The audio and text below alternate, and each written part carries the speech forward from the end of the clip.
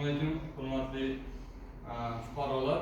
Bugun Agrobank tomonidan sizlar bilan uchrashuv o'tkazyapmiz. Mart oyida navbatdagi uchrashuvimiz navbat kelgani uchun o'tkazmoqdamiz. Sizlarga hozirgi kunda bank tizimida mavjud bo'lgan produktlar haqida ma'lumot berib boramiz.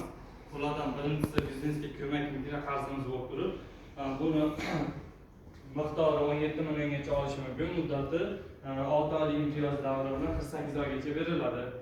Ayollarga ham erkaklarga ham 25% dan beriladi.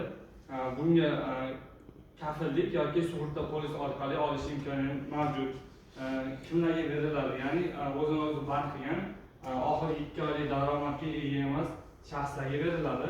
Ya'ni o'zimizga biriktirilgan, Agrobankka biriktirilgan 13 ta mahallamiz bor. Shu 13 ta mahallada 3-sektor bo'yicha 13 ta mahalla fuqarolari, mahallamizga biriktirilgan mahalla agenti, mahalla bankirimiz bor.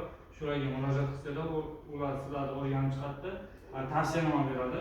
O'sha tavsiyanoma asosida kredit ajratib beramiz.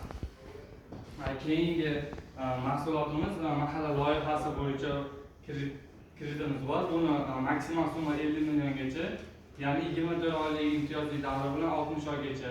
Bu ham erkaklarga, ayollarga 25% dan beriladi. Bu ham kreditni qaytmaslik xatari sug'urta polisi yoki uchinchi shaxs kafilligi asosida taqdim etiladi. Talab etiladigan hujjatlar pasport yoki ID karta, o'zini o'zi band qilganlik to'g'risida ma'lumotnoma, keyin mahalla bankining tavsiyanomasi asosida chiqariladi. Bundan keyin kreditimiz, ya'ni tadbirkorlikni rivojlantirish bo'yicha Prezident qarori 312 sonli qarori bor. Shu qarorga asosan kreditimiz bor. Bu 6 yil muddatga 2 yil imtiyozli davri bilan 100 milliongacha sug'urta polisi orqali, 100 milliondan 300 milliongacha olmoqchi bo'lganlarga esa ularga garov asosida beriladi.